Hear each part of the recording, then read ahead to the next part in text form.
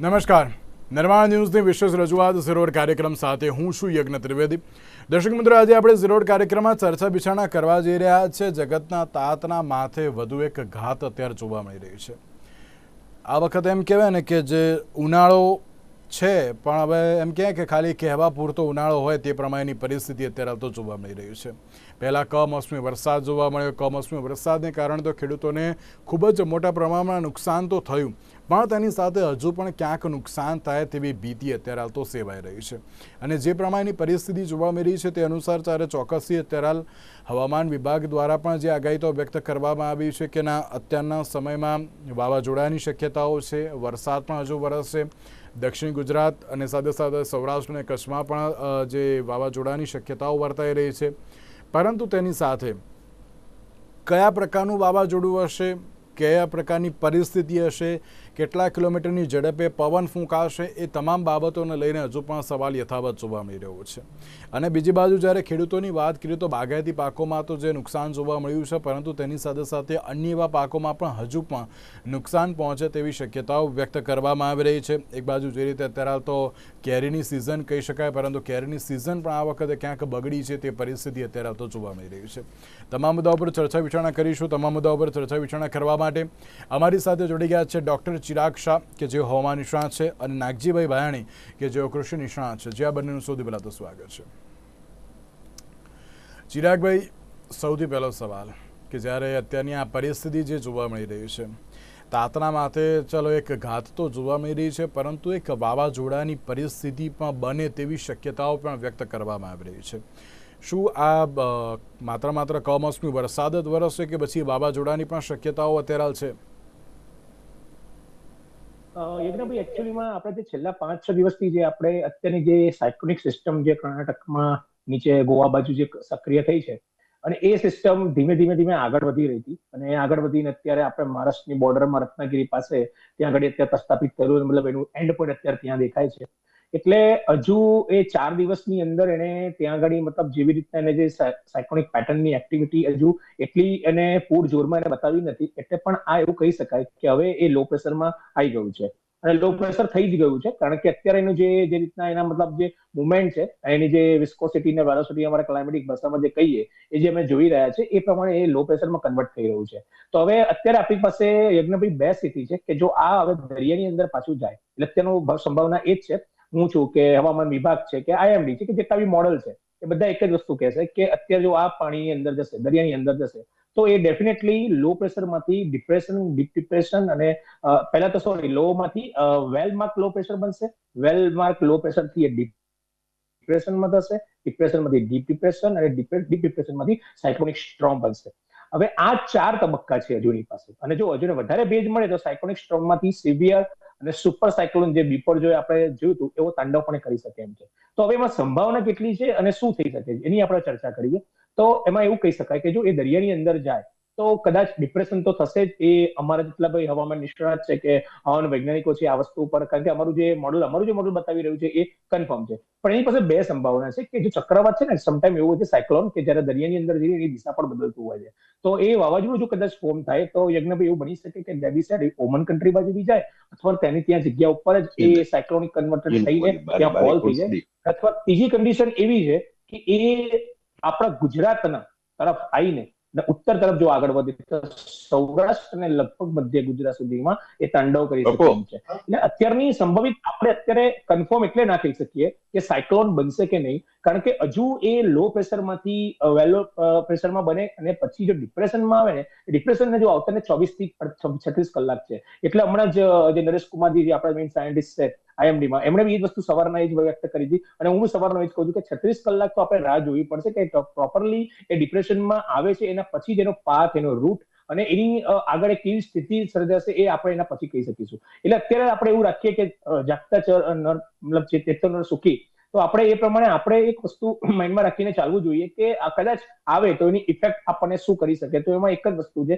કે જો કદાચ ચક્રવાત આવે કે ચક્રવાત નહીં પણ આવે ને તો યજ્ઞભાઈ એવું તો થશે કે સૌરાષ્ટ્રના દરિયાકાંઠાના તમામ વિસ્તારો, સૌરાષ્ટ્રમાં જુનાગઢ લો, ભાવનગર, જામનગર, જેટલા બી સૌરાષ્ટ્રના વિસ્તારો છે એની અંદર ભારેથી અતિ ભારે, એટલે આમાં અતિ ભારે એટલા માટે કહું છું કે લગભગ 6 ઇંચથી પણ વધારે વરસાદ થાય એ એની ઇન્ટેન્સિટી ઉપર કરશે. કારણ કે અત્યારે જો પવનની ગતિમાં સૌરાષ્ટ્રના દરિયાકાંઠાની વાત કરો તો આજના દિવસમાં 50 થી 60 કિલોમીટર ઉપરની ગતિ જોવા મળી છે. અને આ ગતિ ધીમે ધીમે છે ને યજ્ઞભાઈ જેમ જેમ પાણીમાં આવશે એમ વધતી જશે. એટલે જો 100 કિલોમીટર કે 110 કિલોમીટર એટલે ડેફિનેટલી એવું કહેવાય કે ડિપ્રેશનમાં કન્વર્ટ થશે. તો ડિપ્રેશનમાં કન્વર્ટ થાય તો આપણે સૌરાષ્ટ્રની વાત કરીએ એના સિવાય બીજા વિસ્તારની વાત કરો તો દક્ષિણ ગુજરાતમાં છે, સુરત છે, વાપી છે, વલસાડ છે, ભરૂચ છે, આ બધી જગ્યાએ તો ઓલરેડી વરસાદ ચાલુ જ છે, પણ એનાથી વધારે વરસાદ થઈ શકે તેમ છે. એના સિવાય હું વાત કરું તો આપણા મધ્યપ્રદેશની બોર્ડરના વિસ્તારોમાં દાહોદ છે, પંચમહાલ છે, આપણે છોટાઉદેપુર છે, મહીસાગર જિલ્લો છે, અને એની ઉપર ઉત્તર ગુજરાતની અંદર એક સાબરકાંઠા જિલ્લો છે. આ બધા જ જિલ્લાની અંદર થોડા ભારે વરસાદના ઝાપટા થઈ શકે એમ છે. અને હજુ એક મેઇન વસ્તુ તમને કહું કે જો કદાચ આ ડિપ્રેશનમાં કન્વર્ટ થાય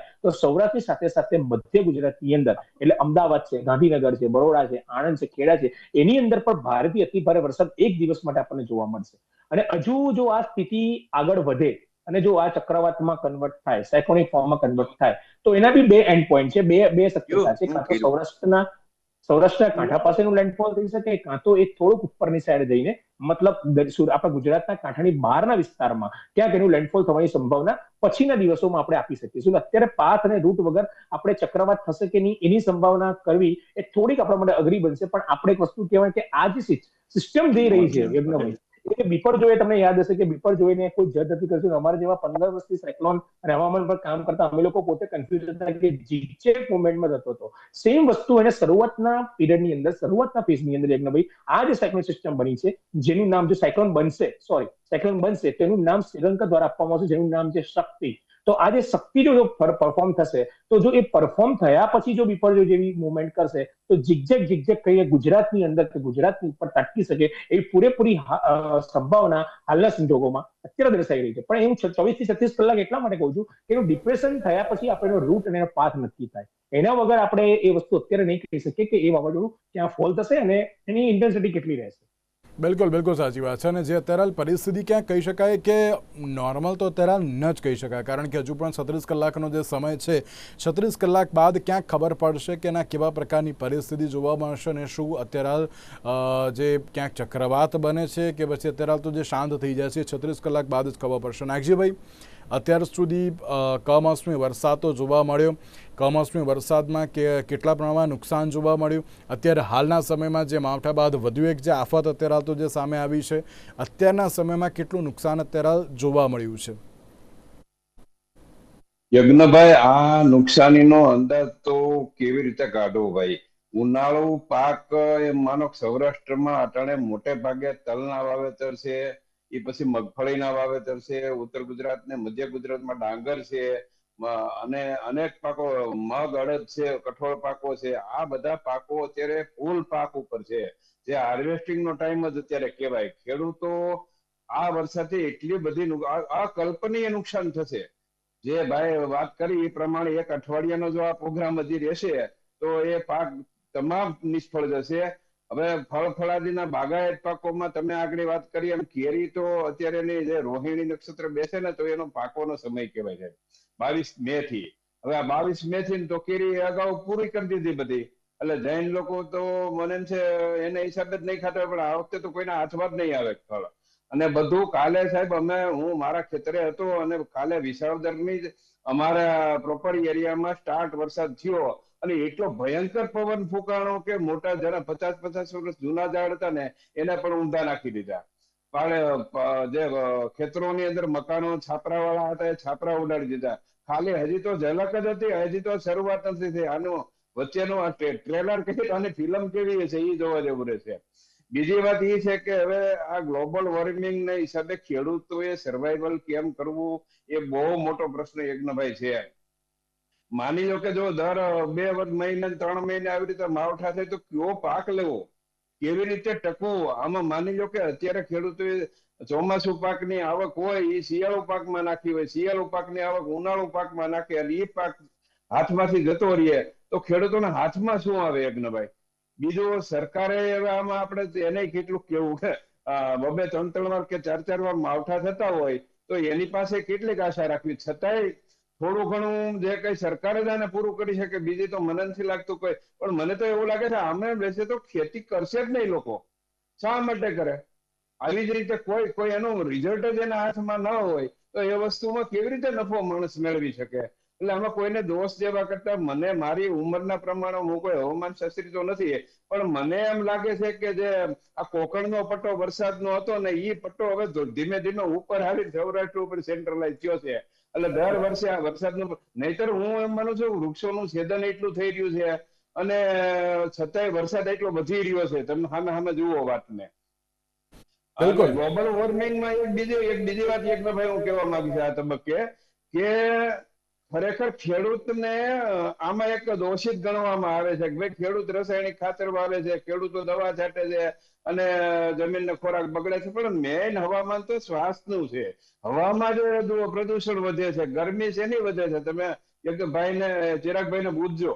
ગરમી વધે છે એ આ વાયુને હિસાબે વધે છે. પેટ્રોલ ડીઝલના ધુવાડા, કારખાનાના કેમિકલ, બીજું ત્રીજું જેટલા ભયંકર એમાં ખેડૂતનો હાથ નથી. એ બધું વધે છે. એની ઉપર સરકારે કંટ્રોલ કરવાની ઘણી, મેં ગયા વાઇબ્રન્ટમાં ભાગ લીધેલો સાહેબ, અને એમાં આખી વિશ્વમાંથી લોકો આવેલા હતા, કોર્પોરેટો આવેલા હતા, તજજ્ઞો આવેલા હતા. એને એક જ ચિંતા વ્યક્ત કરી હતી કે ગમે તેમ કરો, આને તમે કંટ્રોલ નહીં કરો તો પૃથ્વી રહેવા લાયક રહેશે નહીં. 2 થી 5 સેન્ટીગ્રેડ હવામાન આપણે ગરમી વધીને તો કેન્સરના એવા ભયંકર ચામડીના રોગો ફાટી નીકળશે જે ભવિષ્યમાં કંટ્રોલ નહીં કરી શકાય. એટલે આ ધીમે આપણે કઈ બાજુ જઈ રહ્યા છીએ અને કોનાથી થઈ રહ્યું છે એ તો બધો સંશોધનનો વિષય છે. પણ એક ખેડૂતની કઠણાઈ તો ખેડૂતના પ્રતિનિધિત્વ તરીકે વાત કરું તો હવે આમાં કેવી રીતે ટકવું એ જ એક ભગવાનની દયા ઉપર જ અમે તો નભી રહ્યા એવું લાગે છે. યજ્ઞભાઈ, બિલકુલ સાચી વાત છે. પણ નાગજીભાઈ, એક બાબત અત્યારે એ પણ હું આપને પૂછવા માંગીશ કે જે આ પરિસ્થિતિ જોવા મળી રહી છે તેમાં અત્યારના સમયમાં હજુ પણ વધારે કે એમ કહી શકાય કે હજુ પણ થોડુંક વધારે પડતું નુકસાન અત્યારે સૌરાષ્ટ્રમાં સૌથી વધારે થયું છે એમ દક્ષિણ ગુજરાતની જગ્યાએ? હા, એનું કારણ શું છે કે અમે ઉનાળામાં તલનું વાવેતર આપણે છેલ્લા 8-10 વર્ષથી વધારે થયું છે. સદભાગ્યે કોરિયાનું ટેન્ડર તમામ આપણને ભારતને મળેલું છે આ વખતે ગુજરાતને. એટલે એ આશા હતી કે ભાઈ તલના ભાવ સારા રહેશે અને લોકો તલમાંથી કંઈક કમાણી કરે અને આવતું ચોમાસું પાક અને એના વ્યવહારો નિભાવશે. પણ હવે ઉભા તલને કાલે મેં જોયું 60-70-80 કિલોમીટરની ઝડપ તલ બધા સુઈ ગયા છે. જેને વાઢી અને ખેતરમાં પીડા છે ઈ તલમાં થાય શું? હવે 1 ટક ગરમી પડે અને બપોર પછી વરસાદ આવ્યો. આ 2 દિવસ થી હું જોઉં છું. હવે ઈ એના તલના દોડવા હોય ને જરાક ગરમી પડે એટલે ફૂલી જાય, અને ફૂલી અને એની અંદર જે તલ હોય એ બધા જમીન ઉપર પડી જાય. હવે જે ઉભા તલ છે થોડા ઘણા એ આડા થઈ જાય, એના વાઢવામાં જમીનની માટી ભેગી આવશે અને 2-3 દિવસ વરસાદ ઉપર પડે તો બધામાં ફૂગ લાગી અને બધું પૂર્ણ થઈ જશે. ખેડૂતનો માલ તો જશે, પશુનો ચારો જશે, ઝાડવા જશે, નુકસાન નહીં. કેવી રીતે કલ્પના કરવી એ શક્ય નથી. આ તો પ્રભુ બચાવે ભાઈ. નાગજીભાઈ, એક બાજુ એ પણ બાબત કહી શકાય ને આપણે કે ઘણી બધી એવી પણ પરિસ્થિતિઓ હોય છે કે જેમાં ખેડૂતો બહુ સારી રીતે ખેતી પણ કરતા હોય છે. ચલો, અત્યારે આ તો ગ્લોબલ વોર્મિંગ છે એના કારણે અત્યારે તો આ પ્રકારની પરિસ્થિતિ જોવા મળતી હોય છે.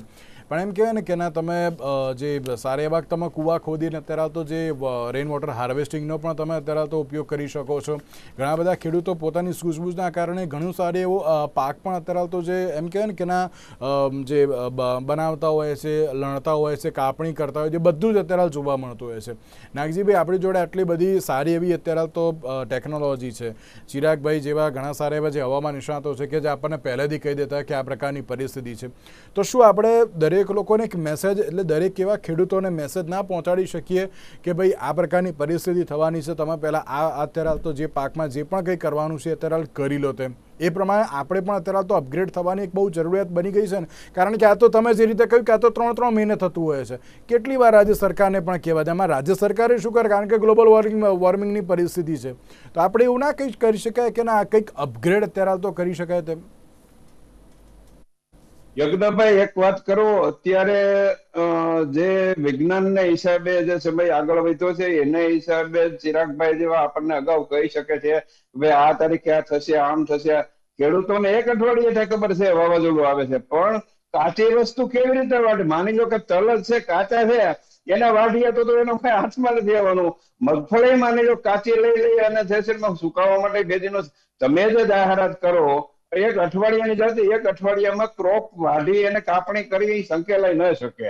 બીજું વાત કે એને આખા ખેતરો માની લો 25-30 એકરમાં વીઘામાં એ પાક વાવ્યો હોય તો એને એકઠો કેવી રીતે કરી શકાય? એને ઢાંકી કેવી રીતે? એટલા બધા ઇન્ફ્રાસ્ટ્રક્ચર તો ખેડૂત તાકાત વાળો જ નથી કે જે આવું શક્ય બને. એટલે એ કોઈ રસ્તો નથી. હા, એક વસ્તુ છે, વિજ્ઞાનને હિસાબે અગાઉની ખબર પડે, જાનમાલને હાનિ આપણે બચાવી શકીએ. કારણ કે માની લો કે સીમમાં પશુ હોય તો એને આપણે પાકા ઢોક પેલું લઈ લઈએ, મજૂર રહેતા હોય તો એને સ્લેપ વાળા મકાનની અંદર લઈ લઈએ, એને અગાઉ ઉઠાવીને આપણે ઘર ભેગા કરી શકીએ. આ બધી સાવધાનીઓથી જાનહાનિ બચી શકે, પણ પાકના નુકસાન તો કોઈ શક્યતા નથી. કારણ કે એ બધું ફેલાયેલો ઓન ફિલ્ડ ખુલ્લા ખેતરમાં સાહેબ હોય, એને કેવી રીતે તમે બચાવી શકો? બીજું પાક હોય, માની લો કે પાકી ગયો છે, પાકીને વાઢના જે પૂળા પડ્યા છે, પૂળા ઉપર વરસાદ પડે, મગફળીના પાથરા છે એની ઉપર વરસાદ પડે, કન્ટિન્યુ 2 થી 3 દિવસ અમે એક બીજે દિવસે જઈને સુકવીએ, અમે ફેરવીએ, બપોર પછી પાછો વરસાદ પડે તો 3 દિવસ કન્ટિન્યુ થાય એટલે પાક પૂરો. મજૂર તમે એક વાત મને એવડી બધી સમસ્યા છે અટાણા, આ બધું પતશે ને ટીકેરે 1000 રૂપિયા દેતા મજૂર ની હાથમાં આવે છે. બધા ખેડૂતોને એકી સાથે બધું જેટલું રહ્યું છે બચ્યું છે એને હકેલવાનું રહે. કેવી રીતે બધું? એટલે એ મુશ્કેલી તો, અને ખેડૂત એક જ એવો છે કે જે એ બધું એનું મેલ. સાહેબ અમે શું કરીએ ખબર? આજ અટાણે હવામાન ફરે, કાલ 25 મજૂર કર્યા હોય તો અમારું કામ બધું બગડી જાય. 5 છાંટા પડે એટલે સવારે બધું બંધ રહે. નહીં ધારેલા અજાણ્યા કામો આવે, અમે એમાંથી તો ટેવાયેલા હોય, એવી રીતે જ બધા ખેતી કરતા હોઈએ, પણ છતાંય કુદરતની આગળ તો ગમે એવા વખતે હાથ ઊંચા કરી દેવા પડે છે.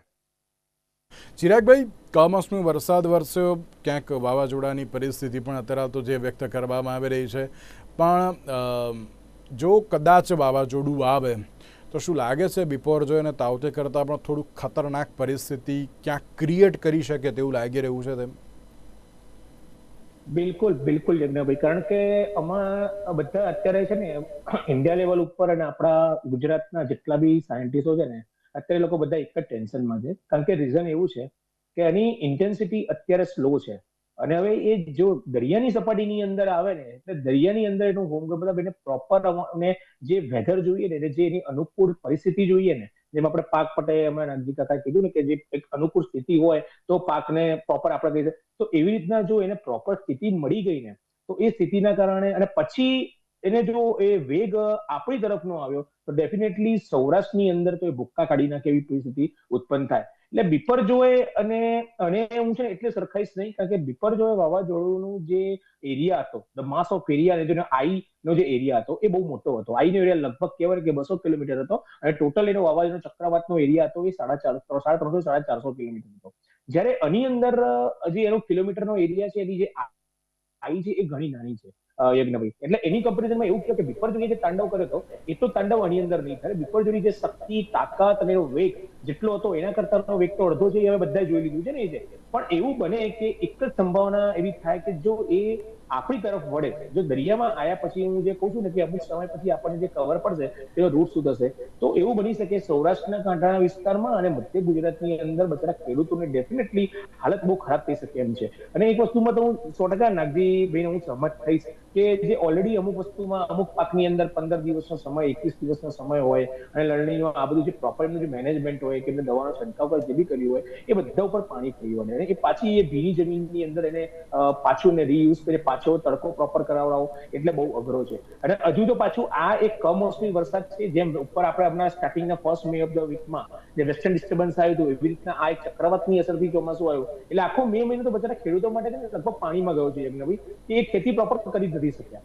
હવે પાછું ચોમાસું વહેલું બેસવાનું છે આ વખતે કેરળની અંદર, અને એ બી બંગાળની ખાડીમાં સિસ્ટમ સક્રિય થઈ ગઈ છે. લગભગ કેરળમાં એવું કહેવાય છે કે 29 મે થી લઈને 3 જૂનની અંદર કે એ મતલબ વરસાદનું મોન્સૂન બેસી જશે. તો આ બધી પરિસ્થિતિની અંદર જો કદાચ ચક્રવાત ફોર્મ થાય તો આપણા ગુજરાતના દરિયાકાંઠાના વિસ્તારો અને સૌરાષ્ટ્ર અને દક્ષિણ ગુજરાત, સોરી નોટ મધ્ય ગુજરાત, મધ્ય ગુજરાત બોલું છું, દક્ષિણ ગુજરાત, આ વિસ્તારોની અંદર ડેફિનેટલી ખેતીમાં વધારે નુકસાન થઈ શકે છે. પબ્લિકને જાનમાલની હાનિ એટલી બધી નહીં થાય, કારણ કે એની તીવ્રતા વિપરજોય જેટલી તો નહીં જ હોય. કારણ કે અમે જે સ્ટાર્ટિંગથી અમે જેટલા બી લોકો સ્ટડી કરી રહ્યા છે, અમે ફેક્ટ ડેટા કરીએ છીએ, રિમોટ સેન્સિંગ દ્વારા એની જે અમે ગતિ જોઈ રહ્યા છેલ્લા 4 દિવસથી, તો એ એટલી ઇન્ટેન્સિટી નથી. હા, એવું બની શકે કે પાણીમાં જે ઇન્ટેન્સિટી વધે, પણ તો બી વધે તો બી એટલી વિપરજોય એટલી મોટી સ્થિતિ વધી શકશે નહીં, કારણ કે તેનો આઈમાર્ક એરિયા અને એનો જે બહારનો લેન્ડમાર્ક એરિયા છે એ થોડો ઘણો નાનો છે વિપરજોય કરતા. એટલે એ પ્રમાણે એવું કહી શકાય કે વિપરજોય જેટલી હાલત ખરાબ નહીં થાય, પણ જો વાવાઝોડું ચક્રવાત ફોર્મ થાય, અને હું તો કહું છું દરિયાની સપાટીની બહાર બી લેન્ડફોલ થાય, કે આપણા ગુજરાતના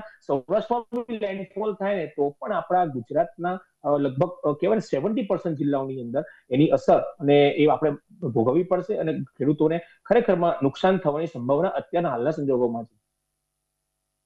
જો અને તોની પરિસ્થિતિ છે. જો વાવાઝોડું ન આવે તો જે વરસાદની પરિસ્થિતિ સર્જાય, તો શું વધારે પડતો વરસાદ આવી શકે છે કે પછી ના મધ્યમ? અત્યારે તો માવઠા અમુક પડીને એ ક્યાંક એટલું બધું નુકસાન કરી શકે તેમ છે નહીં?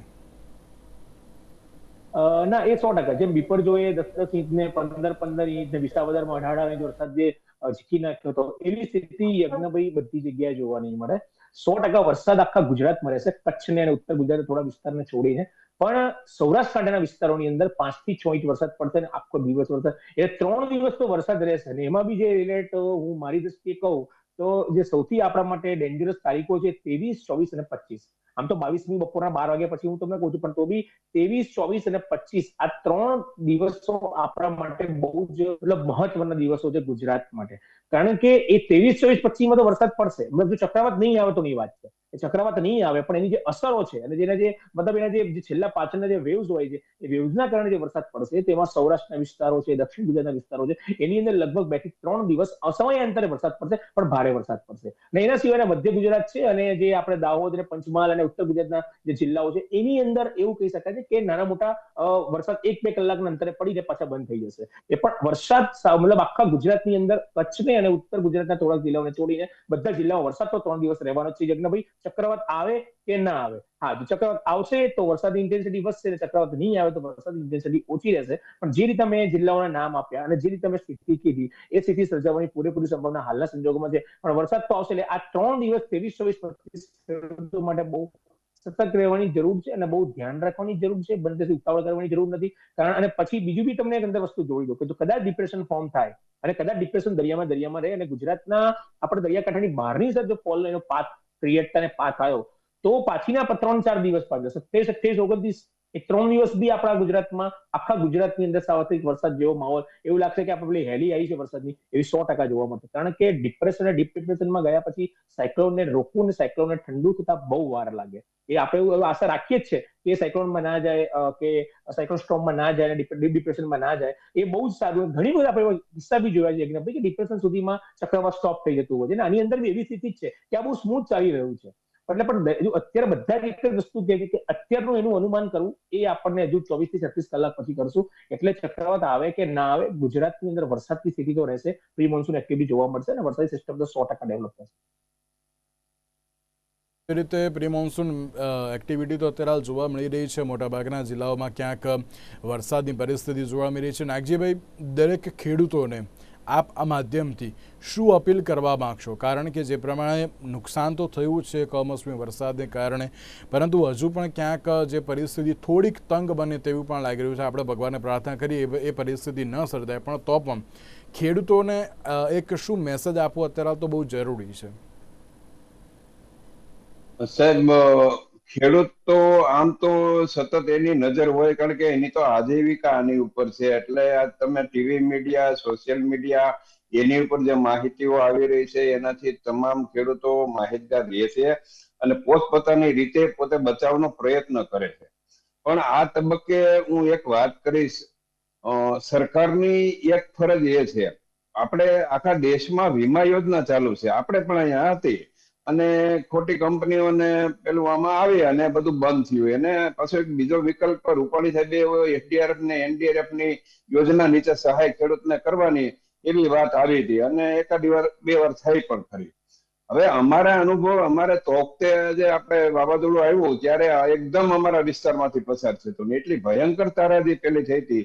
હવે એમાં ખરેખર સાહેબ મારે કેવું ન જોઈએ, પણ જે લોકોને નુકસાની ના થઈ હોય અને પોલિટિકલી જે વેટ ધરાવતા હોય એવા લોકો આનો ફાયદો લઈ જાય સરકારી સહાયનો, અને ખરેખર જે ખેડૂતોને જરૂર હોય એવા ખેડૂતોને મળે ને. એટલે સરકારને એક બીજી વાત કરી દઉં, અત્યાર સુધીની પહેલી વાત થતી કે ભાઈ ખેતીમાંથી કોઈ ટેક્સ નથી, પણ ઇનડાયરેક્ટલી તમને કહું, અમે કોઈ પણ ઇનપુટ લેવા જઈએ છીએ ને દરેક વસ્તુનો આ જીએસટી લાગી ગયા છે. એટલે અમે આમ તો એના ટેક્સના દાયરામાં આવી ગયા છીએ.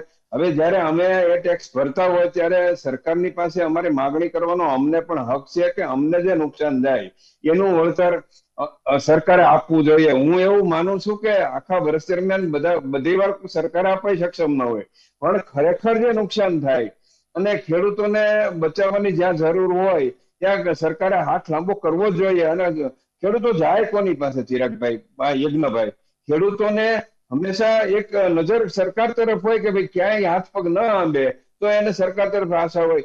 અને બીજી વાત એ કરું સાહેબ કે યોજનાઓની જાહેરાતો ઘણી બધી કરવામાં આવે છે, પણ એનું જે એપ્લિકેશન થવું જોઈએ. અમારે એક કેસ હું તમને આ તબક્કે વર્ણવીશ કે ફેન્સિંગની યોજનાઓ સરકારે જાહેર કરી. હવે મારા એક મિત્રએ જે ફેન્સિંગ કરી સરકારની યોજનાને ભરોસે, હવે એની ગાઈડલાઈનમાં એ જે મનગણત રીતે એના અધિકારીઓ કરીને આને નામંજૂર કરી. હવે એ ખેડૂતના સરકાર તરફથી 2 લાખ રૂપિયા આવશે એવી આશા હતી, એને બદલે પોતાના પૈસા એમાં ફસાઈ ગયા. એટલે અધિકારીઓના રાજમાં અધિકારીઓ જે નિર્ણયો લે છે એ પ્રમાણે સહાયો મળે છે.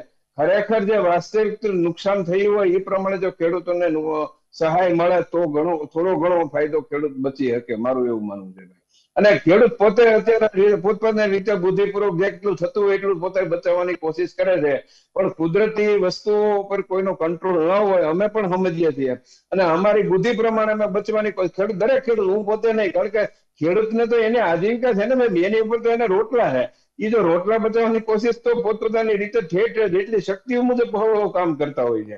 એટલે એમાં હું કઈ સંદેશ આપું અને એ કરે એવી વાત નથી, પણ પોતપોતાની રીતે સાવધાન. હા, એક વસ્તુ છે, બહુ આ પવન ઉપડે ને વાવાઝોડું સાહેબ કેમ થાય તો પોતે સલામત જગ્યાએ બધું મૂકી અને ખસી જવું. જાન બચી તો લાખો પાય, સર સલામત તો પગડિયા બહોત. એવી રીતે પોતાનો જીવ બચાવી અને પેલું, કારણ કે અમારે તો ઓપન ફિલ્ડમાં જ સાહેબ કામ કરવાનું છે, તો ઓફિસોમાં કે બિલ્ડિંગમાં તમારે રહેવાનું નથી. એટલે ત્યાંથી બચીને સલામત સ્થળે વહી આવીને અમે અમારા મજૂરી એ પણ ઘણું બધું કહેવાય આ તબક્કે. બિલકુલ નાગજીભાઈ, ચિરાગભાઈ, આ બંનેનો આભાર અમારી સાથે આ ચર્ચા વિચારણામાં જોડાવા માટે. દર્શક મિત્રો, હવામાન નિષ્ણાત ચિરાગભાઈએ પણ કહ્યું કે હજુ પણ 24, 25 અને 26 સાચવવાની ઘણી જરૂર છે.